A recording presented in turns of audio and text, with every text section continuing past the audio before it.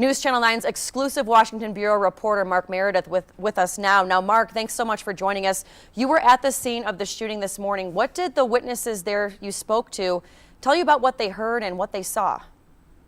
Faran, you can imagine for so many people that live in Alexandria, Virginia, it's just a suburb of D.C., there was a lot of chaos, a lot of confusion because they heard these gunshots so early in the morning. And it wasn't just one or two, there were multiple back to back. And it's now because we've learned that the gunman was also exchanging fire with Capitol Police officers. So these people that were out there walking their dog, drinking their morning coffee, they didn't know really what was happening. And then it wasn't until about an hour and a half later, once the news began to come out, that they realized this was members of Congress that were practicing on their baseball field in this park. It's a very residential, a very quiet, very safe area. So Faran, you can imagine for a lot of these people, it's been a very tough day as they, along with the FBI, to try to piece together what happened.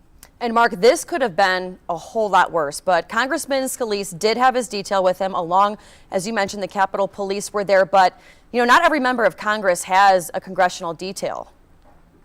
You're right about that one because you think about it, you've got 535 members of Congress. That is a lot of people and that would require a lot of security. So when it comes to House and Senate for security, the Capitol Police is usually provided to what's known as the leadership, the people that are most senior that have been chosen by their colleagues to represent them. And this included Steve Scalise. So he did have a small security detail, what's known as through the Capitol Police. But no, not every member of Congress would have had somebody there. And it is amazing because we've heard from President Trump about this. Had that Capitol Police Bureau not been there, if they had not been on the scene, this likely would have had a much different outcome. Yeah, Lord knows what would have happened. Now, the shooter we do know, 66-year-old James Hodginson, we do know from his Facebook page that he was a Bernie Sanders supporter, very anti-Trump, very anti-Republican.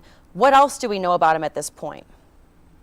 Well, believe it or not, the FBI is still trying to learn a lot themselves. Within the last hour, they put out a wanted poster. Now, he's dead. The suspect is dead in this case, but they put out a wanted poster because they need more information. They're trying to piece together how long this guy has been in the D.C. area, whether or not he knew Congressman Scalise or maybe anybody else that was going to be there. As you did talk about, he was reported to have been a volunteer for Bernie Sanders' 2016 presidential campaign. But we've already heard from Senator Sanders say this is despicable, certainly not acceptable, and he was condemning the action quickly. Faran?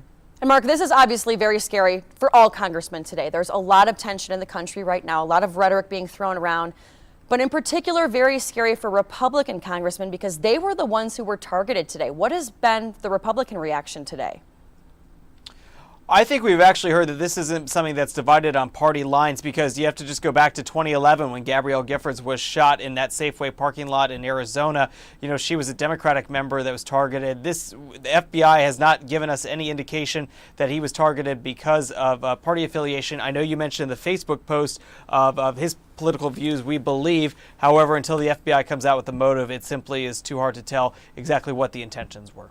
And Mark, Washington showing a lot of resilience because the baseball game is still on for tomorrow. Anything different planned going into that game tomorrow? I certainly think there'll be a lot more people in attendance to honor those 5 people that were shot, and they're still obviously monitoring all of the conditions. We know the president is not going to be going to the baseball game tomorrow night. The White House appears to be citing security concerns. The vice president already had travel on the books, but we can imagine that there's going to be a lot of focus, not just only on raising money for these charities, but at the 5 people that are not going to be there tomorrow night. All right, Faran? Mark Meredith, our exclusive Washington Bureau reporter. Mark, thanks so much for joining us. Thanks.